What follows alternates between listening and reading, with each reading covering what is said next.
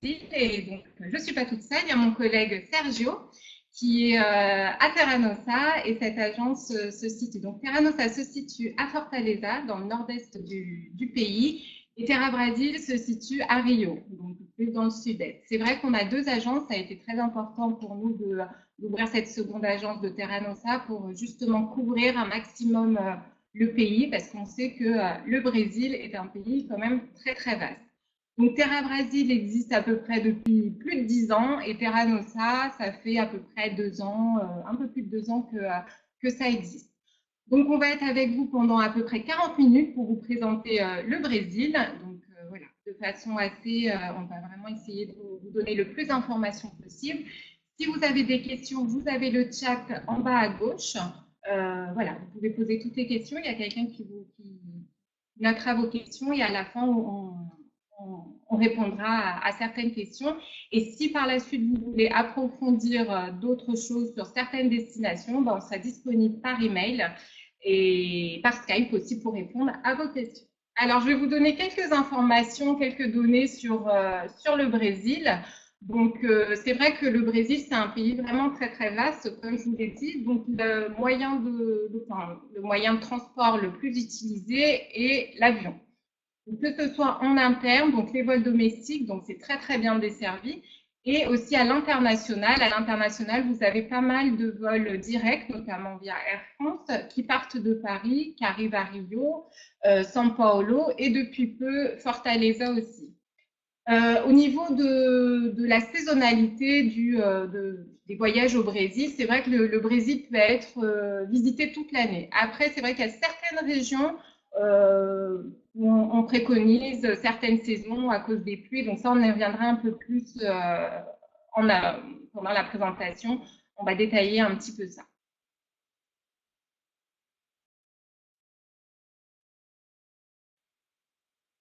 Alors bonjour à tous, je prends la suite donc, de ma collègue Danilde pour parler un petit peu donc après cette première introduction des atouts du Brésil qui sont divers et variés sur un pays continent qui est très un continent. On a tout d'abord une nature qui est différente avec de nombreux spots qu'on va évoquer donc, tout au long de cette présentation. Et là une de Julie Boisson, il y en a bien nombreuses autres. Nous avons également la chance d'avoir une population qui est très accueillante et festive, ce qui plaît beaucoup à nos voyageurs. Cette réputation, elle est connue un petit peu partout et elle est loin d'être usurpée. Il s'agit également d'une destination, ça ne vient pas toujours à l'esprit, mais d'une destination aventure, qui est hors sentier battu, très clairement, avec beaucoup de possibilités de randonnée, de trek, etc. On m'entend pas très bien. Je vais essayer de parler plus fort ou plus près dans ce cas. On a également un littoral qui est l'un des plus longs d'Amérique latine, plus de 6000 km de plage, avec des plages magnifiques de tous les styles pour tous les goûts, etc. On a une terre de métissage et d'héritage colonial, comme vous le savez sans doute, le Brésil est le seul pays d'Amérique latine qui parle portugais, à l'inverse de tous les autres pays en Amérique latine, avec ses spécificités au niveau architecture, au niveau culture, etc. Et enfin, dernier point fort du Brésil, c'est qu'on a quand même globalement un climat clément toute l'année. Il y a effectivement quelques spécificités en fonction des régions qu'on va évoquer, et c'est un pays qui se visite facilement toute l'année. Le Brésil, pour quel public? Au final, on s'aperçoit que c'est une destination qui peut concerner des types très variés de voyageurs. On a beaucoup de voyages de noces, de jeunes gens qui viennent, ou moins jeunes d'ailleurs, qui viennent au Brésil suite à un mariage, un vaccin, etc. Pour des vacances et familles, également, c'est une destination qui se fait tout particulièrement du fait de la variété des activités qu'on peut y faire, côté balnéaire également, nature, observation d'animaux. C'est le point suivant, donc, pour les amoureux de la nature, puisqu'on a des régions qui sont vraiment très spécifiques et très dédiées à l'observation de faune, des flores, etc. Une destination idéale également pour les marcheurs. On a de très très belles possibilités de trekking, notamment au Brésil. On n'y pense pas tout le temps. On a tendance à privilégier certaines autres destinations d'Amérique latine, mais il faut savoir que le Brésil s'y prête, ça sera évoqué. Pour les amateurs de belles plages, bien évidemment, puisque comme je le disais, on a un littoral qui est peut-être le plus grand d'Amérique latine. Et enfin, pour les passionnés d'architecture, et je le dis non pas parce que je suis d'origine portugaise, mais il faut savoir que l'architecture coloniale portugaise est infiniment plus belle que l'espagnol qu'on retrouve un petit peu partout ailleurs en Amérique latine. On va voir un peu les sorties. Donc au Brésil, vous avez plusieurs possibilités. Vous en avez vraiment pour tous les goûts, pour les personnes qui aiment la nature, l'architecture, pardon, les plages et aussi le trekking, l'aventure. Et donc on va commencer par les incontournables du Brésil. Donc là, donc une belle photo c'était une belle photo des chutes d'Iguassou. Donc là, voici la carte. Donc les incontournables du Brésil. Donc vous voyez sur la carte Rio, qui se situe donc dans le sud-est du pays. Ensuite, généralement, c'est vrai que pour un premier voyage au Brésil, donc on conseille d'aller aux chutes d'Iguassou, qui fait partie des incontournables du pays. Et ensuite, direction Salvador, qui est dans le nord-est. Donc, c'est vrai que c'est très intéressant pour un premier voyage, parce que le nord-est, c'est vrai que vous avez une culture très différente. Et vous avez la possibilité aussi d'aller encore un peu plus dans le nord-est et faire ce qu'on appelle la route des émotions. Donc, moi, je vais vous parler un peu plus en détail de Rio. Donc, Rio, qui est ce qu'on appelle en portugais a Cidade Maravilhosa, qui est la ville merveilleuse. Vous avez vraiment une possibilité d'excursion vraiment pour tout le monde. Donc, c'est vrai que généralement, les voyageurs restent 2 jours et en 2 jours, qu'est-ce que vous pouvez faire? Vous pouvez faire les incontournables. Donc, vous avez le fameux Christ Rédempteur, le Corcovado, vous avez le pain de sucre, vous avez le centre historique, vous avez aussi le quartier des artistes. Voilà, vous avez en 2 jours, vous pouvez faire vraiment les incontournables. Après, c'est vrai que nous, notre agence est à Rio et c'est vrai que moi, je conseille souvent si les voyageurs ont la possibilité de rester un peu plus longtemps parce que Rio, c'est vraiment une ville à part et vous avez beaucoup d'activités. C'est une ville entre mer et montagne. Donc, pour les personnes qui aiment la nature, il y a pas mal de petites randonnées à faire et vous avez une des forêts urbaines les plus grandes du monde, qui est la forêt de Tijuca. Et donc là, vous pouvez faire pas mal de petites randonnées, donc c'est plutôt assez sympa. Vous avez une vue sur la ville, vraiment une vue imprenable. Ensuite, vous avez aussi, vu que nous, voilà, on connaît bien, c'est vrai qu'on connaît très très bien la ville, c'est vrai qu'on conseille beaucoup nos clients aussi pour les sorties, pour les personnes qui aiment la musique, les personnes qui aiment les cours, on propose aussi des cours de cuisine. Donc voilà, une personne qui veut un petit peu connaître un peu plus la culture et la gastronomie brésilienne, c'est vrai qu'entre les cours de samba et les cours de cuisine, ça fait un joli package. Donc ensuite, après Rio, direction les chutes d'Iguassou. Donc Iguassou, pour s'y rendre, ça sera en avion. Ça se situe à 2 heures de Rio en avion. Donc il y a pas mal de vols directs, c'est très facile d'accès. Donc des vols directs qui partent de Rio. Donc qu'est-ce que vous pouvez faire à Iguassou? Bien sûr, l'attraction, ce sont les chutes. Donc vous avez les chutes du côté brésilien et du côté argentin. Un conseil vraiment, c'est dommage d'aller aux chutes d'Iguassou et de faire juste le côté brésilien. Donc, c'est très facile, on organise très facilement la visite du côté argentin et c'est surtout que c'est 2 visites très différentes. Le côté brésilien, vous avez une vue panoramique.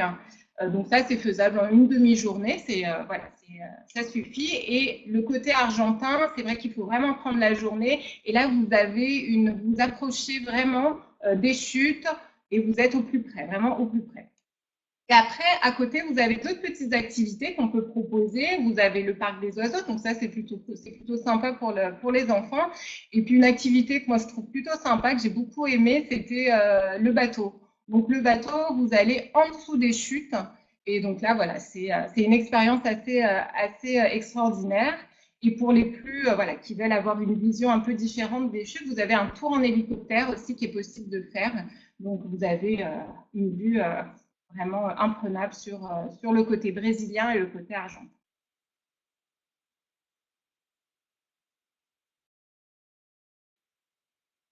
On remonte donc un petit peu la côte, et on remonte dans la région nord-est avec un autre des grands incontournables au Brésil, la ville de Salvador de Bahia. Salvador de Bahia, pour situer, c'était la première capitale du Brésil, fondée par le Portugal au XVIe siècle.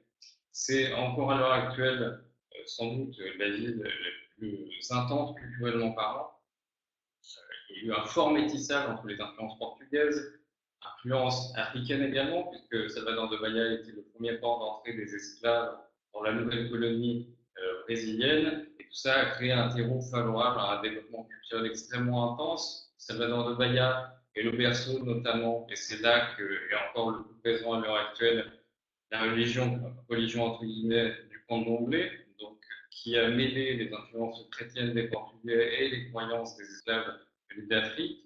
Salvador de Bahia est également le berceau de la capoeira au Brésil. La capoeira, certains d'entre vous connaissent peut-être, c'est cet art martial brésilien qui ressemble à une danse qui a été développé également à la période de l'esclavage.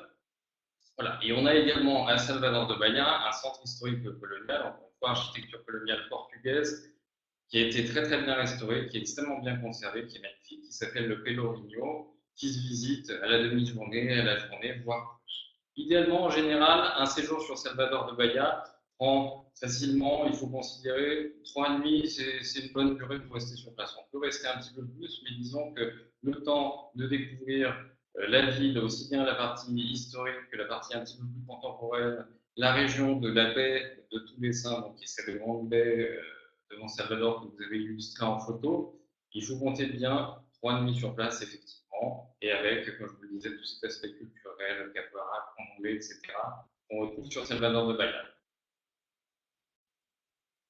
Grand incontournable suivant, peut-être un petit peu moins connu que ceux qu'on a évoqués pour l'instant, mais qui est vraiment un indispensable de la région nord-est en tous les cas, la route des émotions. La route des émotions, c'est l'itinéraire qui se situe entre les villes de Fortaleza, où nous sommes situés ici, et celle de San Luis. Itinéraire que nous pouvons réaliser aussi bien dans un sens que dans l'autre, et qui offre la particularité sur un circuit régional, sur une distance qui reste relativement raisonnable à l'échelle brésilienne, entre San Luis et Fortaleza, il y a à peu près 800 km à vol de réseau, d'aborder différents aspects de notre pays qui est le Brésil. Idéalement, de manière générale, on a tendance à faire cet itinéraire plutôt de San Luis vers Fortaleza, parce qu'il permet de commencer par les parties culturelles, paysages, et de finir pour balnéaire. En tout état de cause, il peut tout à fait se faire dans le sens inverse. Si je le prends dans le sens San Luis-Fortaleza, donc on a d'abord la ville de San Luis, ville qui possède également un centre historique colonial qui est en cours de rénovation, mais en tous les cas qui se visite assez facilement à la demi-journée. San Luis, seule ville fondée par les Français au Brésil au XVIIe siècle, puisque le Brésil a été longtemps en lutte entre Portugais, Français et Hollandais, notamment pour la colonisation. Au final, ce sont les Portugais qui l'ont emporté, n'est-ce pas? Donc San Luis, voilà, San Luis peut se visiter à la demi-journée. Il y a également une petite ville qui s'appelle Alcantara qui possède un très joli centre historique colonial qui peut se visiter à la journée au départ de San Luis. Ça, c'est la première étape et c'est pour la partie culturelle, disons, de la route des émotions. Ensuite, quand on part de San Luis, on se rend vers le parc des Lençóis Maranhão qui se situe 4h, 4h30 de route de la ville de San Luis. Et Lençóis Maranhão, c'est peut-être que certains en ont déjà entendu parler, c'est un petit peu méconnu, mais c'est la photo que vous avez en haut à droite, avec ce grand désert donc, de dunes de sable blanc, entrecoupé de lagunes d'eau douce qui se forment pendant la saison des pluies, schématiquement du mois de mars-avril jusqu'au mois de mai-juin, il pleut dans les Lençóis et ça forme ces lagunes que vous avez qui créent un panorama saisissant entre les dunes de sable blanc, les lagunes d'eau douce et le ciel qui se reflète dans ces lagunes, qui crée ces panoramas magnifiques. Quand on continue à descendre sur ce littoral, on enchaîne ensuite avec le delta de Parnaíba. Changement, je vais me rapprocher. Changement total donc d'ambiance. On passe d'un désert de sable blanc à un des plus grands deltas du monde, avec ceux du Nil et du Mékong, delta de Parnaíba, où on va pouvoir observer de la faune, de la flore, on va pouvoir assister à un spectacle magique qui est celui des ibis rouges que vous voyez en photo, qui viennent se nicher tous les soirs sur une des îles du delta. C'est un spectacle assez féerique qui a lieu au moment du coucher du soleil. Dernier point enfin de cette route des émotions, c'est toute la partie balnéaire, donc quand on se rapproche de Fortaleza, et notamment le village de Jericoacoara, qui commence à avoir une petite notoriété également, qui est un petit village balnéaire qui s'est développé touristiquement, mais de manière raisonnable et raisonnée, qui est situé au milieu d'un parc naturel de dunes de sable, et où on a la possibilité de ne rien faire, comme l'illustre très bien la photo, de pratiquer des sports nautiques, kitesurf, surf, planche à voile, stand-up paddle, de profiter de toute la diversité de la gastronomie qu'on a sur place également, parce qu'on a beaucoup de petits restos, de petits bars très sympas à faire. Et voilà, ça permet de clore de manière générale en beauté un itinéraire plus long sur le Brésil et en particulier sur le nord-est. Alors, moi, je veux des destinations nature au Brésil.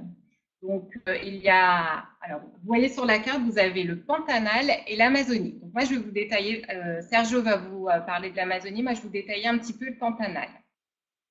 Donc, le Pantanal, vous voyez qu'il se situe dans la région du Mato Grosso.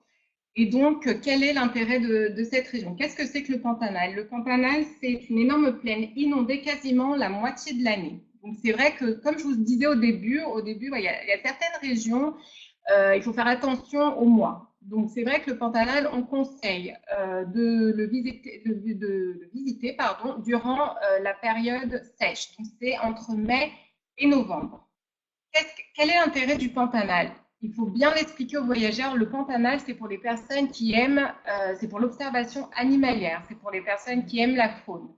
Donc voilà, ça va être l'observation. Vous allez voir des animaux, vous allez voir beaucoup d'oiseaux, vous allez voir le tapir, la loutre géante, et c'est aussi très connu pour les personnes qui veulent voir le jaguar. Donc, le jaguar aussi, c'est pas toute l'année, c'est à peu près ça commence au mois de juin jusqu'à octobre. Voilà, c'est la période où vous pouvez voir le jaguar.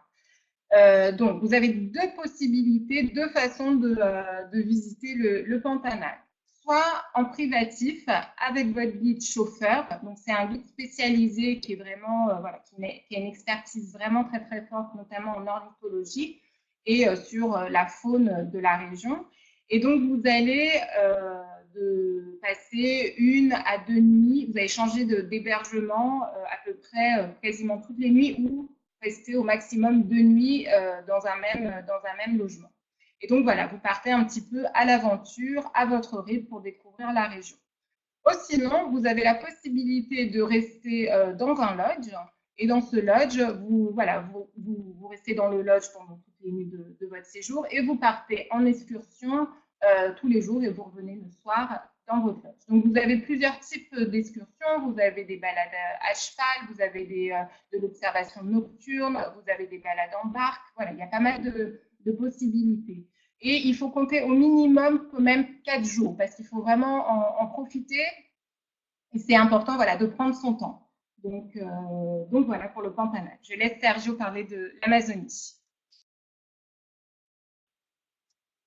Merci Yva. On vient donc sur la région plus au nord, qui est la région de l'Amazonie, nom mythique qui vient assez souvent à l'esprit quand on évoque le Brésil, effectivement. L'Amazonie, schématiquement, on a deux types de séjours principaux. Soit des séjours en lodge, où on va partir, la principale ville d'accès à l'Amazonie brésilienne, c'est la ville de Manaus. On va partir de Manaus, on va se rendre dans des lodges qui sont plus ou moins distants de la ville, de manière générale un petit peu éloignés, Manaus est une très grande ville. Et on part effectivement en véhicule puis en bateau jusqu'à un lodge où on va rester pour s'héberger et où on va partir tous les jours pour des excursions, donc que ce soit varié, marche dans la jungle, observation de faune, on a notamment les dauphins roses d'Amazonie avec les canards, on peut aller pêcher des piranhas, on peut aller visiter des communautés caboclo. Donc caboclo, pour situer, sont les descendants de métis, d'esclaves et d'indigènes de l'Amazonie. On a également des communautés indigènes qui vivent sur le bord du fleuve. On va aller visiter, qui vont nous montrer un petit peu de leur mythe et de leur folklore. Voilà pour toutes les activités qu'on va pouvoir organiser au départ des lodges. Des lodges, il y en a vraiment tous les goûts, toutes les catégories, de tout niveau de confort. On a des choses très très basiques, des choses très très belles, comme le Lodge Anavillianas, qui est un des plus luxueux qu'on a dans la partie amazonienne, et que vous avez en photo ici. L'autre grand aspect qu'on peut avoir pour un séjour en Amazonie brésilienne, ce sont les croisières. Pour les croisières, là aussi, il y a plusieurs gammes, plusieurs niveaux de confort. Ça va de la croisière en groupe où on dort dans des hamacs sur le pont du bateau à la croisière privée avec son petit bateau uniquement pour soi, pour son groupe, pour sa famille, pour son couple, et où on va dormir en cabine avec tout le confort, climatisation notamment. Il y en a réellement pour tous les goûts, tous les budgets. Ça dépendra réellement du type de profil de client. Juste pour info, il y a certains qui peuvent être un petit peu rebutés par le côté dormir dans des hamacs sur le pont. Je reviens moi-même d'Amazonie où j'étais la semaine dernière. J'ai fait une croisière de 4 jours où j'ai dormi 3 nuits dans un hamac. C'est quelque chose qui se fait très très bien. C'est une magnifique expérience vraiment. Je la recommande encore une fois en fonction du type de clientèle et c'est quelque chose qui se fait réellement très très bien. En termes de durée, ce qu'on prévoit pour les séjours en Amazonie, il faut compter un minimum de 3 nuits. Je dirais que Moins que ça peut être frustrant et ça ne permet pas forcément réellement de s'imprégner de cette ambiance amazonienne et de pouvoir un petit peu pratiquer toutes les activités, voir ce qu'il y a à y voir. Pour ce qui est de la meilleure période pour l'Amazonie, c'est une question qui revient assez souvent. Il n'y a pas réellement de meilleure période en fait. Il y a des périodes de l'année qui sont différentes. On va dire que schématiquement, de décembre, janvier jusqu'à mai-juin, il pleut en Amazonie. Alors quand je dis pluie, ce sont des fortes pluies tropicales qui vont durer un moment. C'est pas de la pluie du matin au soir. Donc l'Amazonie est visitable même en cette période où il pleut. Et puis après, on a une période plus sèche qui s'étend de juin-juillet jusqu'à la fin de l'année de manière générale. Ce qui va changer surtout en Amazonie, c'est le niveau du fleuve, puisque vers la fin d'année, c'est-à-dire en ce moment notamment, on a un niveau du fleuve qui est très très bas, ce qui laisse apparaître beaucoup de plages fluviales, mais qui à l'inverse ne permet pas d'avoir des panoramas de forêts immergées comme ceux qu'on illustre sur la photo que vous avez en bas à droite de la présentation. Pour les gens qui voudraient venir à une période où le fleuve est plus beau, il faut venir aux alentours de mai-juin, en fin de saison des pluies. On a vraiment un fleuve Amazon qui est au top. Et voilà. En tout état de cause, il n'y a pas de période qui est meilleure plus qu'une autre. Il faut juste prendre en compte le fait qu'en termes d'activité, toutes les activités sont globalement réalisables, que ce soit en saison plus humide ou en saison plus sèche. La seule chose qui va varier, c'est un petit peu le panorama, effectivement, en fonction du moment où les visiteurs se rendront sur place. Après cette partie nature, on va revenir un petit peu plus dans les villes brésiliennes, donc évoquer toute la partie architecture, puisqu'on a un pays, le Brésil, qui est très très riche en architecture, effectivement, que ce soit la partie coloniale portugaise ou des choses un petit peu plus modernes. Donc, je vais laisser la parole à ma collègue Yveline. Elle va d'abord vous parler de la région du Minas Gerais, donc, comme vous pouvez le voir sur la carte, est située au nord de la ville de Rio de Janeiro. On va ensuite se déplacer un petit peu plus au sud vers la petite ville de Paraty, qui est sur la côte entre Rio et São Paulo. On remontera ensuite vers le centre du pays et Yveline vous parlera de Brasilia, qui est la capitale du pays depuis les années 60. Et on reviendra enfin, à la fin, je reprendrai la parole pour évoquer Recife Olinda, qui se situe plus dans le nord-est. Donc voilà, en effet, je vais vous parler de la région du Minas Gerais. Donc, comme a dit Sergio, qui se situe au nord, c'est une région qui se situe au nord de Rio. Donc, quel est l'intérêt de cette région? C'est que pour les personnes qui aiment les petites villes coloniales, parce que c'est vrai que c'est une région très différente par rapport à ce qu'on a vu un petit peu auparavant, c'est que c'est une région qui a connu son essor durant l'époque de l'or, au moment de la colonisation des Portugais. Donc, c'est vrai que vous voyez un autre Brésil. On est ce qu'on appelle chez nous l'intérieur du Brésil. Donc voilà, vous avez plusieurs façons de visiter cette région. Donc pour les gens qui sont un peu plus courageux, vous pouvez louer une voiture, partir de Rio et commencer à visiter toutes les petites villes. Donc les villes les plus connues, vous avez Tiradentes, Ouro Preto, Mariana, Congonhas et puis terminer à Belo Horizonte. Ou sinon, si vous souhaitez être accompagné et d'avoir un guide justement qui vous raconte l'histoire de cette région, parce que c'est une région très très riche au niveau de son histoire, voilà, vous pouvez avoir votre guide chauffeur qui vous accompagne et on construit justement un petit circuit personnalisé sur cette région-là. Donc ensuite, on va descendre sur un peu plus au sud du Brésil, qui est Paraty, donc du Brésil, oui, du Brésil, donc qui se situe au sud de Rio. Donc là, il faut Paraty, ça se situe à peu près 4 heures, 4 heures et demie de Rio en voiture. Donc c'est vrai que tout l'or qui provenait du Minas Gerais a été acheminé dans le port de Paraty. Donc Paraty, son intérêt, c'est surtout son centre historique et son centre, voilà, avec son architecture coloniale. Donc ça, on préconise généralement une petite demi-journée, une journée, donc c'est plutôt sympa. Et c'est vrai qu'il y a pas mal d'événements aussi à Paraty. Donc voilà, les personnes qui veulent un petit peu voilà, profiter de la soirée à Paraty, c'est plutôt sympa. Je vais un peu plus tard, je vous parlerai des alentours de Paraty. Il y a pas mal d'activités à faire aussi. Donc, ensuite, direction la capitale du Brésil, qui est Brasilia, qui n'est pas Rio. C'est vrai qu'à une époque, c'était Rio, mais c'est passé Brasilia. Brasilia, l'intérêt de Brasilia, c'est son architecture. Parce que Brasilia, c'est une ville très moderne qui a été construite suite à un projet d'une grande ampleur pharaonique. Donc, c'est vrai que les personnes curieuses qui aiment l'architecture, curieux de comprendre comment a été construite cette ville et et à quelle vitesse aussi elle a été construite et pourquoi elle a été construite, c'est vrai que ça a un grand intérêt. Donc ça, c'est vraiment indispensable d'avoir quelqu'un, un expert, un guide qui vous accompagne durant la visite, parce que c'est vrai que pour comprendre un petit peu où ça fonctionne, c'est plus intéressant. Donc, je vais laisser la parole à mon collègue Sergio. Donc, on revient dans le nord-est. On a évoqué d'ores et déjà Salvador, qu'on a vu au début dans les incontournables. On a évoqué la ville de San Luis. Troisième grande ville, enfin ensemble de villes pour le coup, puisqu'elles sont deux très intéressantes du nord-est, c'est Recife et Olinda.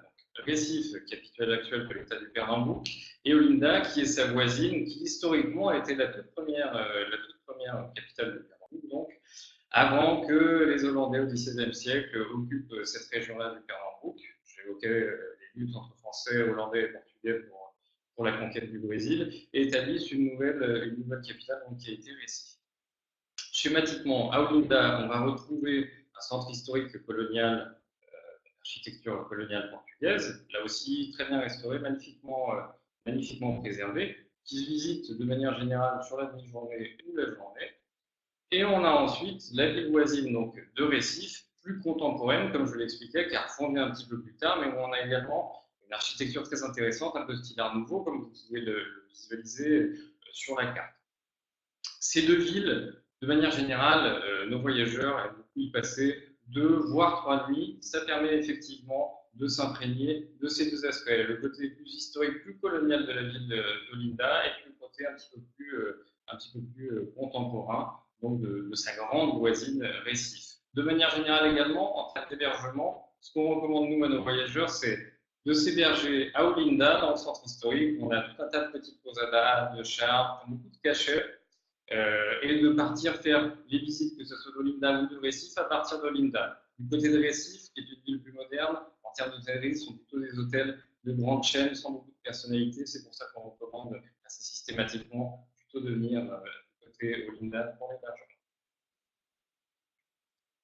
Après toutes ces villes dont on vient d'évoquer, on va passer à la partie aventure, et notamment cette très belle photo que vous voyez des Lençóis Maranhães. On va voir que le Brésil est un pays qui offre de belles possibilités pour du trekking, mais pas uniquement, pour des aventures un petit peu plus motorisées. Donc, je vais d'abord vous parler de trekking dans la région donc, des Lençóis Maranhães, c'est ce qu'on a évoqué tout à l'heure pour la route des émotions. Ensuite, on va descendre un petit peu plus au sud, en restant dans le nord-est, dans l'état de Bahia, on va évoquer la Chapada Diamantina. On reviendra un petit peu plus au nord pour une aventure motorisée avec du buggy donc sur les plages du littoral du nord-est. Et je repasserai la parole donc à Ivanilde qui vous évoquera la Costa Verde, qui est donc cette région aux alentours de la ville de Paraty qu'elle a évoquée précédemment. Donc, les Lençóis Maranhães, c'est ce qu'on a évoqué tout à l'heure, donc grand désert de sable blanc et de lagunes d'eau douce. Il faut savoir qu'il y a une possibilité dans ce parc, soit on peut s'y rendre en 4x4 et faire une excursion à la journée, soit pour les plus courageux, il y a la possibilité de traverser ce parc d'est en ouest ou dans l'autre sens éventuellement, en faisant donc un trekking. L'idée c'est quoi? C'est qu'on peut le faire sur 3 jours, voire 2 jours. On a une version un petit peu plus raccourcie pour les gens qui souhaiteraient marcher moins. L'idée c'est de partir tous les jours assez tôt le matin pour éviter les grosses chaleurs de la journée. On part en général à 3-4 heures du matin. Il faut savoir que dans le nord-est, le soleil se lève aux alentours de 5h30.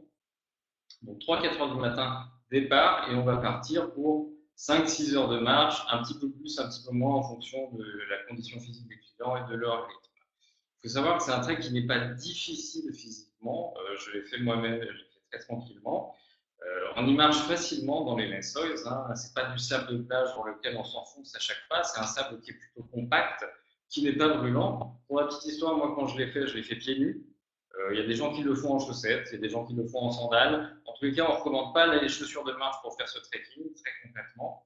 Et voilà, l'idée, comme je vous le disais, c'est de partir pour 2, voire 3 jours, de traverser ce parc, de pouvoir observer ce panorama unique, de profiter d'une quiétude incroyable, puisqu'on est au milieu d'un désert où il n'y a rien.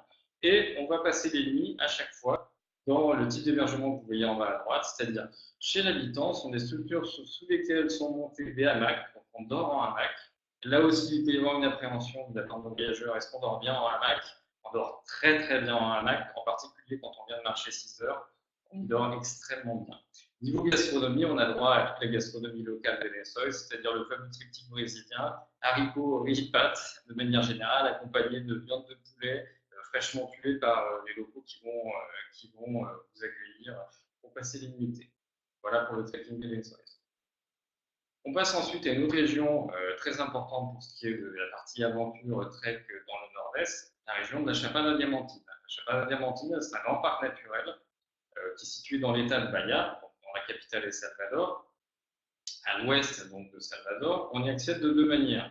Soit en bus depuis Salvador, il y a à peu près 500 km, donc 6 à 7 heures de bus, quand même mine de rien. Soit, autre possibilité pour les gens qui ne veulent pas prendre de bus, c'est qu'il y a des avions qui font la liaison entre Salvador d'un côté et Lençois, qui est la capitale, entre guillemets, de la Chapada Diamantina. Lençois, à ne pas confondre avec les Lençois Maranhão, c'est autre chose. Ce vol circule, cette rotation a lieu les mardis, jeudis et samedis. Une fois qu'on est sur place, donc à Lençois, on a la possibilité soit de partir pour des excursions à la journée, soit de s'engager dans un trekking plus physique pour le coup. Alors, je vous disais tout à l'heure que le trek des Lençois n'est pas très exigeant physiquement, surtout les conditions qui le rendent un peu plus difficile.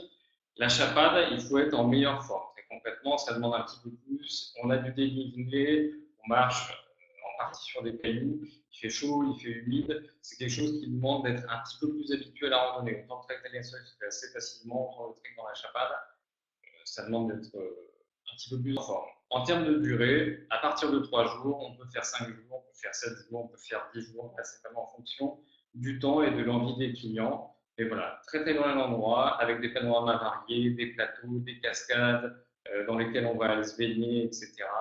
Très très belle expérience, très différente pour le coup de ce qu'on peut retrouver dans les Lençois Maranhão, c'est ce que j'ai évoqué précédemment. On continue avec l'aventure, alors là, l'aventure motorisée pour le coup, avec les possibilités qu'on a de trajets et d'expéditions en buggy entre Natal et Fortaleza, schématiquement, parce que c'est la zone qui s'y prête le plus sur le nord-est. Deux possibilités, soit partir pour une expédition de 4-5 jours, voire plus, en fonction de la disponibilité et de l'envie des clients, soit accompagné d'un chauffeur qui va nous conduire chaque jour. Donc l'idée, c'est de faire des portions de littoral qui ne sont pas immenses, on part sur 100-150 km maximum par jour. L'idée, c'est de passer la journée dans le véhicule, en faisant des arrêts pour des baignades, en s'arrêtant dans des petits villages de pêcheurs, en allant déguster de la langouste dans une cahute locale. Donc, première possibilité, comme je le disais, avec un chauffeur qui vous conduit. Deuxième possibilité, qui est en général assez recherchée et qui plaît beaucoup, c'est en self-drive. C'est-à-dire, on va en expédition avec un chef d'expédition qui va ouvrir la route dans son buggy et on le suit en volant de notre propre buggy. C'est quelque chose qui se fait très très bien et qui est en général très apprécié par nos voyageurs. On parle du littoral entre Natal et Fortaleza. Il faut savoir qu'on peut pousser un petit peu plus loin, notamment quand on vient du côté de Fortaleza. On va monter jusqu'à Jericoacoa, là qu'on évoquait tout à l'heure pendant la route des émotions, en buggy. Voilà. En tous les cas, très très belle expérience aventure également, très hors sentier battu, des grandes étendues de sable, des herbes, de belles falaises colorées comme vous pouvez le voir en illustration. Une très belle expérience pour les amoureux de sensations mécaniques. Alors, donc on va redescendre un petit peu, on va aller, comme je vous ai parlé tout à l'heure, je vous avais parlé de Paraty, je vous avais parlé des alentours de Paraty, la Costa Verde. Avant de revenir en détail là-dessus, n'oubliez pas que vous pouvez nous poser des petites questions sur le chat, donc on note tout et à la fin on vous répondra, mais on regarde bien ça. Donc c'est parti pour la Costa Verde. J'avoue que c'est une région que j'apprécie particulièrement pour être allée en reco il n'y a pas très très longtemps. C'est vrai qu'en termes de paysage et d'écosystème, c'est vrai qu'on ne soupçonne pas que le Brésil a cet écosystème si près de Rio. Donc en fait, vous avez Ilha Grande. Ilha Grande, de Paraty, pour s'y rendre, vous allez prendre la voiture et ensuite le bateau. Donc Ilha Grande, c'est une destination pour des personnes qui veulent du calme, qui aiment la nature, qui veulent en profiter. Il y a pas le centre-ville, c'est juste une petite place. Donc voilà, c'est pas, il n'y a pas grand-chose à faire le soir, mais c'est vraiment profiter la journée, faire des balades en bateau, faire du snorkeling, faire de la marche. Vous avez des piscines naturelles, des cascades. Donc voilà, c'est vrai que c'est une belle destination pour les familles, par exemple, à la fin d'un séjour terminé par Ilha Grande. On faudra faire attention par contre aux saisons. C'est vrai que on préconise plus en été. Ensuite, vous avez la Serra da Bocaína, toujours dans la Costa Verde. Donc ça, c'est vraiment aussi. Alors là, vous pouvez faire des randonnées, voire des treks. C'est un petit peu plus poussé. Les bons marcheurs peuvent aller justement faire la Serra da Bocaína, où là, alors vous allez vous imprégner un petit peu de la culture. Donc c'est une ambiance un petit peu cow-boy. Donc c'est vrai que c'est une facette du sud-est du Brésil assez intéressante. Donc c'est vrai que les personnes qui veulent s'imprégner de la culture brésilienne, voir un autre côté du Brésil, c'est vrai que c'est plutôt sympa de faire cette randonnée, découvrir cette serra. Ensuite, vous avez, alors c'est vrai qu'on a souvent des voyageurs qui nous disent on aimerait interagir avec les locaux, vivre au quotidien avec eux. Donc on a ce qu'on appelle, vous avez tout un trek qu'on appelle le trek des pêcheurs. Et là, en fait, vous allez de village de pêcheurs en village de pêcheurs. Donc, vous faites de la marche, ça vous marchez un petit peu. Donc, c'est pas très difficile. Moi, pour l'avoir fait, voilà, ça a été, j'ai réussi à le faire. Donc, c'est vraiment pas très, très compliqué. Et là, le soir, vous arrêtez dans des villages de pêcheurs. Donc, c'est vrai qu'en famille, c'est plutôt sympa parce que les enfants, il y a toujours des enfants qui jouent au foot sur les plages. Si vous aimez aussi, ils vivent forcément aussi de la pêche. Donc, vous allez voir les pêcheurs amener leurs poissons, vous allez voir comment ils le préparent. Et le soir, bien sûr, vous allez manger ce bon poisson. Donc, au niveau culinaire, au niveau culturel, au niveau de l'interaction avec les locaux, c'est vraiment très, très riche. Donc, on va repartir un petit peu sur les destinations vraiment balnéaires du Brésil. Donc, on va mettre la carte pour vous montrer un petit peu de quoi on va vous parler. Donc, dans un premier temps, moi, je vais vous parler un petit peu de Búzios et de la côte de Bahia. Donc, Búzios se situe à quelques heures de Rio, comme vous pouvez le voir. Ensuite, Salvador. Donc, on resitue Salvador qui est dans le nord-est du pays, comme vous pouvez le voir sur la carte, et ça va être dans les alentours de Salvador. Ensuite, Sergio va vous parler un peu plus du nord-nord-est, Géry, Praia da Pipe et Fernando de Noronha, qui est une destination qui est en plein essor. Donc, Búzios, qu'est-ce que c'est que Búzios? C'est vrai que Búzios, donc, comme vous pouvez le voir sur les photos, ça donne vraiment envie avec cette mer, cette eau cristalline quasiment. Donc Búzios est considéré comme le Saint-Tropez de Rio, de Rio. Donc c'est vrai que c'est assez branché. Et c'est assez connu aussi parce qu'on a Brigitte Bardot qui, lui, passait ses vacances et vous avez une statue de Brigitte Bardot. Donc, c'est vrai que tous les Brésiliens en parlent. À chaque fois qu'ils rencontrent des Français, parlent de cette statue de Búzios. Donc, typiquement, pour des voyageurs qui veulent avoir une destination plage un petit peu animée, c'est vrai que Búzios reste une bonne alternative. C'est pas trop loin de Rio, donc vous y rendez très facilement. Pas besoin de prendre un avion de Rio. Ensuite, direction le littoral bahianais. Donc, moi, je vais vous parler de Morro de São Paulo et de Boipeba. Morro de São Paulo, donc, ce sont des îles qui se situent dans les alentours de la ville de Salvador. Morro de São Paulo, pour s'y rendre, donc de Salvador, vous allez prendre un catamaran. Il faut compter à peu près 2h30 pour vous rendre sur l'île. C'est vrai que cette traversée est assez connue parce la mer est un petit peu agitée. Donc, c'est vrai que voilà, ça secoue un petit peu, mais le voyage en vaut vraiment la peine. Une fois que vous arrivez sur l'île, c'est vraiment, ça vaut vraiment le coup. Donc, c'est vrai que Morro de São Paulo, il y a plusieurs plages. Vous avez de la plage 1 à la plage 5 et il y en a pour tous les goûts. Plus vous vous éloignez, plus vous trouvez du calme. Donc, les premières plages, voilà, c'est assez animé. Vous avez des bars en bord de plage, vous avez pas mal d'ambiance. Et à partir du jeudi soir, vous avez des soirées sur la plage ouvertes pour tout le monde. Donc, c'est plutôt sympa, voilà, pour déguster une petite caipirinha, pour manger un petit peu local. C'est vrai que c'est plutôt sympa. Après, sur les plages un peu plus, plage 4, 5, voilà, pour des familles, pour des personnes qui sont en voyage de noces, c'est vrai que c'est plus calme, plus sympa. Et de toute manière, ils peuvent très bien, dans la journée, se rendre sur les premières plages très facilement. Et ensuite, vous avez Boipeba. Boipeba qui, alors, voilà, pour quelqu'un qui veut de la tranquillité, qui veut vraiment se reposer, Boipeba, moi, c'est vraiment mes coups de cœur. Voilà, c'est une île où vous pouvez faire de la marche, profiter de la mer. il n'y a pas beaucoup de touristes. C'est vrai que c'est assez connu, mais au final, il n'y a pas beaucoup de voyageurs. On rencontre beaucoup de locaux et c'est vraiment très reposant. Donc, c'est vrai que ça reste une très bonne destination pour des familles et pour la fin d'un voyage aussi. Je vous passe la parole à Serge. Alors, on revient dans le nord-est on parlait de balnéaire, on a déjà évoqué le village de Djeri au tout début, donc sur la route des émotions, qui commence à avoir sa notoriété. Il y a un autre spot réellement un petit peu dans le même esprit qui commence à être très connu sur le nord-est, c'est Playa da Pipa. Playa da Pipa qui est également un petit village de pêcheurs à la base, qui s'est développé touristiquement, mais là encore de manière raisonnable et raisonnée, qui propose de très belles plages comme celles qu'on peut voir en photo, des plages pour tous les goûts. Il y en a certaines où il y a un petit peu de monde, d'autres qui sont totalement désertes. Des possibilités de sport nautique également, surf, kitesurf, stand-up paddle qu'on évoquait, snorkeling éventuellement, et une plage en particulier où on peut aller se baigner avec les dauphins.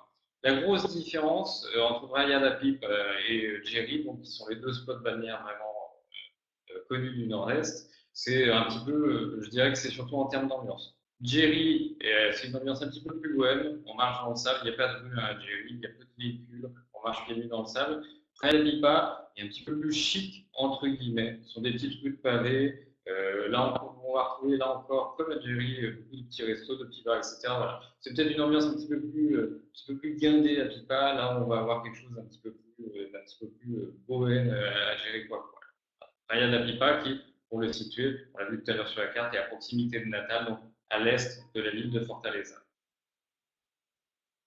Et on finit enfin avec la destination incontournable, très clairement, pour le farniente et les belles plages ici au Brésil, l'archipel de Fernando de Noronha, qui n'est pas toujours très connu. Il faut savoir que c'est un archipel d'îles qui appartient au Brésil, mais qui est au large des côtes brésiliennes. On est à 350 km à peu près de la ville de Natal, de Recife, et à 500 de la ville de Natal. On accède donc à Fernando de Noronha en avion depuis l'une de ces deux villes, donc Natal ou Recife. On a pour 1 heure de vol. Et en arrivant sur place, on découvre un paradis terrestre, très concrètement. Fernando de Noronha, c'est une réserve naturelle, c'est un parc naturel marin également, très préservé, extrêmement contrôlé. On paye une taxe écologique en fonction du nombre de jours qu'on passe sur l'île. On paye un droit d'entrée pour accéder au parc marin.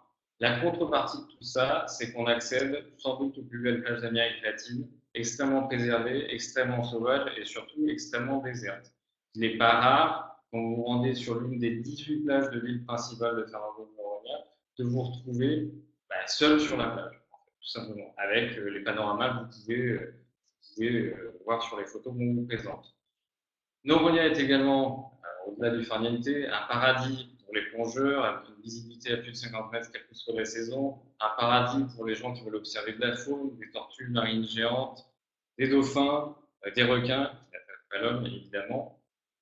Pour les amoureux de randonnée, il y a la possibilité de faire de nombreuses randonnées sur l'île également. C'est vraiment, personnellement, j'ai eu la chance de m'y rendre l'année dernière. C'est probablement, pour savoir un petit peu traîner ma bosse en Amérique latine, probablement l'un des plus beaux endroits qui m'a été donné de voir depuis que je travaille dans le tourisme. Voilà, pour faire randonnée. On est arrivé à la fin de notre présentation, aussi bien panorama sur le Brésil, aussi bien sud que nord. On va passer maintenant à répondre aux différentes questions qui ont été posées tout au long de notre présentation. Alors, donc, nous avons une question de Sergio qui nous demande les villes d'accès pour le Pantanal. Alors, vous disiez, vous avez deux possibilités de découvrir le Pantanal, et c'est vrai qu'il y a deux villes d'accès pour le Pantanal, parce qu'on différencie le Pantanal Nord du Pantanal Sud. Alors, lorsque vous souhaitez découvrir le Pantanal Nord en itinérant, vous allez jusqu'à la ville de Cuiabá. Et si vous souhaitez découvrir le Pantanal Sud, vous allez jusqu'à la ville de Campo Grande. Voilà.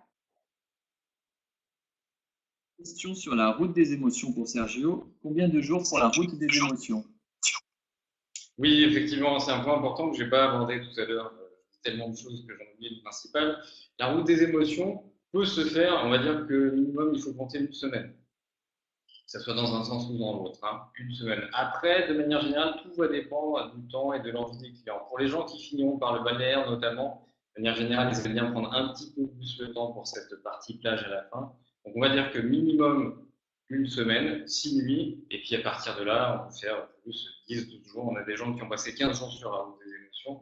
Mais on va dire qu'en termes d'itinéraire, il y a surtout la partie entre Saint-Louis jusqu'à Géry-Poil, et après pour la partie balnéaire à la fin, donc ça va prendre 6 nuits, et pour la partie balnéaire à la fin, tout va dépendre du temps qu'on les plie. Nouvelle question. Combien de temps pour le Minas Gerais? Alors, c'est vrai que pour visiter le Minas Gerais, on préconise au minimum 4 jours. 4 jours, c'est vraiment bien. Après, voilà, pour vraiment en profiter au maximum, c'est vrai que 4 jours, c'est pas mal. Après, si vous souhaitez y rester un peu plus, si les personnes, voilà, surtout quand ils sont en autotour, c'est vrai qu'ils vont un peu plus, ils vont à leur rythme. Donc, mais minimum 4 jours, c'est vraiment l'idéal. Question pour Sergio. Quelle est la capacité des bateaux de croisière en Amazonie? Alors, capacité des bateaux, là encore, tout va dépendre des bateaux. Pour ce qui est des croisières en groupe, entre guillemets, on a des bateaux sur lesquels on a 6, 8 cabines, voire plus. Si on part sur une croisière plus privée, sur des plus petits bateaux, on va avoir des bateaux avec 2, voire 3 cabines, donc pour les gens qui vont dormir en cabine. Si on part sur la formule nuit en hamac, on a des bateaux sur lesquels on peut facilement suspendre 10, 12 hamacs sans problème. Question de Michel. Quelle est la différence entre le Pantanal Nord et le Pantanal Sud? La plus grosse des différences entre les deux pantanals, ça va être surtout que dans le Pantanal Nord, les personnes qui le demandent, c'est les personnes qui veulent aller voir le jaguar. Donc, c'est vrai que c'est la plus grande des différences. Après, en termes de faune, que ce soit dans le Pantanal Nord ou dans le Pantanal Sud, vous voyez les mêmes animaux. Et surtout, la plus grande des différences, c'est la façon dont vous allez voyager dans le Pantanal Nord en itinérant. Et dans le Pantanal Sud, on sera plus sur du lodge et de l'excursion à la journée. Sergio, quelle est la meilleure période pour la plongée à Fernando de Noronha? Alors, meilleure période pour la plongée, en fait, il y a une meilleure période de tout court, entre guillemets, pour Fernando de Noronha. Il faut savoir que de manière générale, et ça c'est un peu valable pour tout le nord-est, on a une saison un peu plus humide qui s'étend schématiquement de mars à avril jusqu'à mai-juin en fonction des régions. Donc pour des gens qui se rendraient sur Fernando de Noronha, c'est vrai que c'est pas la période, cette période-là n'est pas idéale. À partir de mars jusqu'à fin mai, début juin. Pour le reste, à partir du mois de juin et jusqu'au mois de février, Fernando de Noronha est accessible. Il faut éviter de manière générale, mais ça c'est une remarque un petit peu plus globale sur le Brésil, c'est vrai qu'on ne l'a pas évoqué, en termes d'hôtellerie, il faut savoir que les hôtels au Brésil fonctionnent avec des systèmes de package. À chaque fois qu'on a un jour férié, à chaque fois qu'on a une date importante, type Noël, type Réveillon, type Pâques, etc., ce sont des périodes, alors bien évidemment, il est possible de se rendre ici au Brésil, mais ce sont des périodes quand même où de manière générale, on va se retrouver avec des packages de nuitées incompressibles avec des tarifs plus élevés. C'est un élément à prendre en compte pour vos clients qui souhaiteraient se rendre au Brésil. Et je pense en particulier à Noronha, parce que par exemple, pour la période de Réveillon, on a des meilleurs hôtels de l'île qui sont complets depuis 6 mois et affichons juste les plus prohibitifs.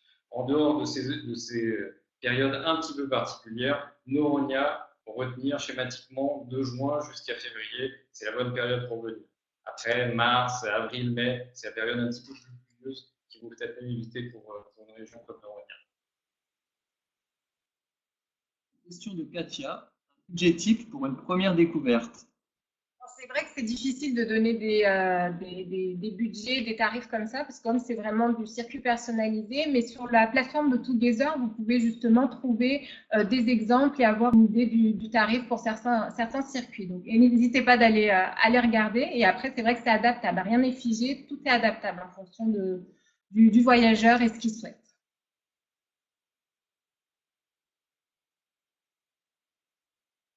Michel, Lençóis Maranhães, en novembre et décembre, est-ce que c'est bon? Quelle température? Les Lençóis en novembre et décembre. En termes de température, il faut savoir que dans le nord-est, ici, toute l'année, on a globalement une température qui est dans la même, entre 25 et 30 degrés, toute l'année. Soit en saison un petit peu plus humide ou en saison sèche. Pour ce qui est des Lençóis Maranhães, c'est très particulièrement en novembre-décembre, en termes de lagunes, on n'a quasiment plus rien. En général, les lagunes sont sèches, sauf exception. elles sont sèches. La période idéale pour les lensois, pour les gens qui veulent voir des lagunes, ça reste beau, hein, même quand on n'a pas de lagunes, ça reste un spectacle assez saisissant. Et pour les gens qui voudraient avoir ce panorama avec ce contraste entre les lagunes, le ciel et les dunes de sable blanc, la période idéale, ça va être à partir de mai-juin, puisqu'on va sortir de la saison un petit peu plus humide à ce moment-là et que les lagunes seront remplies, de mai-juin jusqu'à fin octobre. C'est la période idéale pour les lagunes dans les lensois. Novembre-décembre, ça devient un petit peu plus compliqué de pouvoir observer des lagunes. On peut en avoir que quelques-unes, mais ça va être assez résiduel. Ce ne sera pas les hauts niveaux d'eau qu'on peut retrouver en juillet-août notamment, où on a des lagunes. Moi, personnellement, je me suis baigné dans des lagunes dans lesquelles j'avais pas pied dans les lensois. Mais novembre-décembre, en termes de lagunes, c'est un petit peu plus compliqué, effectivement. La plupart risquent d'être sèches ou vraiment à un niveau minimum. Question de Laila. On peut se rendre à Boipeba en catamaran. À Boipeba, vous avez deux possibilités. C'est pas le catamaran, vous avez deux possibilités. Soit vous vous rendez à Boipeba en passant par Morro de São Paulo, donc vous prenez le catamaran pour aller jusqu'à Morro, et de Morro, vous prenez un bateau pour aller à Boipeba. Ou sinon, si vous partez directement de Salvador, vous faites généralement une partie de route et une partie en bateau. Et il est important quand le séjour se termine à Boipeba, il est important notamment pour les voyageurs, soit de prévoir un vol qui part tard le soir de Salvador ou prévoir une nuit à Salvador, parce que voilà, c'est vrai que le trajet est quand même assez long, il faut compter à peu près 5 heures. Donc, s'il arrive quelque chose, si le bateau a du retard, si voilà, le bateau ne peut pas prendre la mer, si à cause du temps, voilà, donc il est important de prendre cette précaution. Avec question de Florence. Est-ce qu'on a le droit de se baigner dans les lagunes?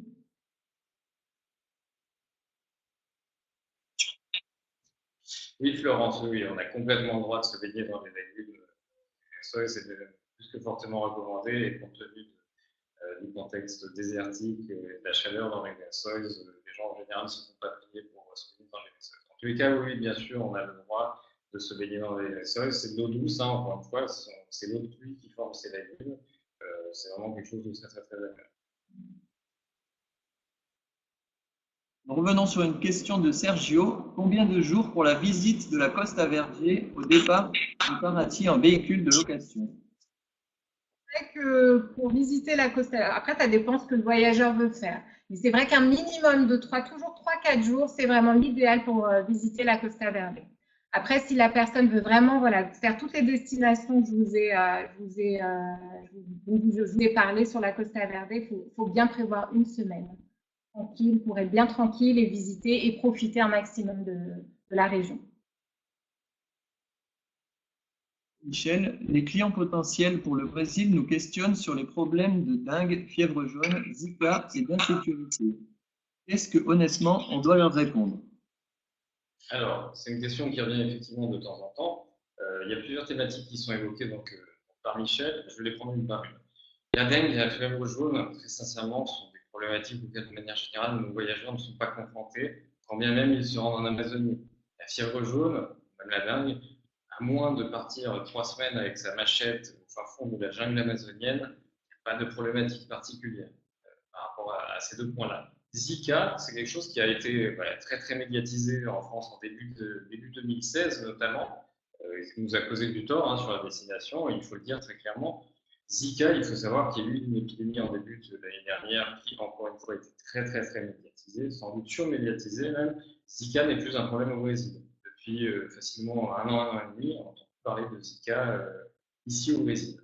Pour ce qui est de l'insécurité, thème qui est évoqué également, parce que de manière générale, malheureusement, quand les médias parlent du Brésil, en Europe et en France en particulier, ce n'est pas toujours de manière très, très positive. Il y a des problématiques d'insécurité, mais dont je dirais qu'on va les retrouver dans les grands centres urbains, ce qu'on peut connaître d'ailleurs dans d'autres pays d'Amérique latine ou en Europe également. Il faut savoir que ces problèmes d'insécurité des grands centres urbains, de manière générale, les voyageurs n'y sont pas confrontés. Les problèmes qui peuvent avoir lieu ne concernent pas les zones touristiques, en tous cas pas les zones où nous emmènent nos voyageurs, nos guides, nos chauffeurs savent où aller et savent quelles sont les zones à éviter pour ne pas avoir ce type de problème. Deuxième point, une fois qu'on est sorti des grands centres urbains au Brésil, que ce soit dans le sud ou dans le nord du pays, très concrètement, c'est un pays qui est tranquille. Je dirais qu'il y a des mesures de vigilance à prendre de manière générale qui ne sont pas plus spécifiques que celles que je donnerais pour un autre pays d'Amérique latine ou même tout simplement pour un autre lieu touristique. Voilà. En tous les cas, sur les thématiques de santé, il n'y a pas lieu de s'inquiéter particulièrement ni pour la dengue, ni pour la fièvre jaune, encore moins pour Zika à l'heure actuelle. Et pour ce qui est de l'insécurité de manière générale, le voyageur qui va voyager avec nous ne va pas y être confronté dans ses quotidiens quand il va aller faire une visite, même quand il va aller faire des visites de ville, que ce soit des visites de Rio, de Saint-Louis, de Salvador, etc. On n'a pas de problématique particulière sur les lignes sur lesquelles on opère avec nos prestataires. Nouvelle question de Michel. Ce sera la dernière. Pour le Pantanal, les meilleures lodges au Pantanal Nord ou au Pantanal Sud? Alors, pour le Pantanal, ce qu'il faut bien expliquer aux voyageurs, c'est qu'en termes de confort, on est quand même sur, voilà, ça reste assez sommaire, mais cependant, on a quand même des lodges surtout dans le Pantanal Sud, qui sont vraiment de toute catégorie. Donc, voilà, je peux vous donner plusieurs noms, Refugio d'Aïla, par exemple, mais je pense qu'on pourra vous envoyer ça par email, comme ça vous aurez un peu le descriptif et vous aurez un petit peu plus de détails sur chaque lodge. Bah, c'est vrai, comme je vous dis, pour les bien expliquer aux voyageurs que, surtout dans le Pantanal Nord, voilà, on est sur des hébergements un peu plus sommaires. Voilà, bah écoutez, on arrive à la fin de cette présentation Brésil. J'espère qu'on aura pu vous donner envie de venir visiter vous-même le pays pour ceux qui ne le connaissent pas. Vraiment, c'est une très très belle destination, très variée comme on l'a vu pendant la présentation. Donc, pour ceux chez qui cette présentation aurait suscité un intérêt pour venir découvrir le pays, n'hésitez surtout pas. Et n'hésitez surtout pas également à nous contacter, à nous solliciter en cas de demande de renseignements, en cas de besoin de compléments par rapport à ce qui s'est dit. On a fait un survol du pays en présentant différents aspects. Bien évidemment, ça reste qu'un survol. Si certains d'entre vous ont envie d'approfondir en particulier une zone, une région, un endroit, à une question qui lui est venue en tête, n'hésitez pas à nous contacter. Vous avez à l'écran les coordonnées de nos deux équipes, donc Terra Brasil à Rio de Janeiro, où vous allez pouvoir retrouver Ivana, mais également Luc, Nivea, Louisa et Fabiana qui sont à votre disposition. Et dans le nord-est, donc à Fortaleza, l'équipe de Terra Nossa, nous sommes trois à l'heure actuelle, moi-même, Valérie et Natalia également qui travaillent avec nous. N'hésitez surtout pas pour quoi que ce soit. Demande, explications, renseignements, informations, on est à votre disposition, on fera un plaisir de vous renseigner. Pour ceux qui pourraient se poser la question, ici, j'ai envie d'envisager un voyage qui concerne et le sud du pays et le nord, vous pouvez indifféremment contacter Terra Brasil ou Terra Nossa. Nous, ensuite, on se met en contact avec nos collègues, que ce soit dans un sens ou dans l'autre, pour l'élaboration d'un cycle complet qui va concerner le sud et le nord de pays. Voilà. Bah, écoutez, je vous remercie à tous. Merci d'avoir assisté à cette présentation. Pour notre part, on va retourner à notre jour férié. Il faut savoir qu'aujourd'hui, c'est férié au Brésil, le 15 novembre, c'est la déclaration de la République. Donc voilà, on s'est mobilisé spécialement pour vous présenter les atouts et les attraits de notre destination et vous donner envie et d'y venir et de y faire venir nos clients. Merci beaucoup à tous. À très bientôt. Au revoir.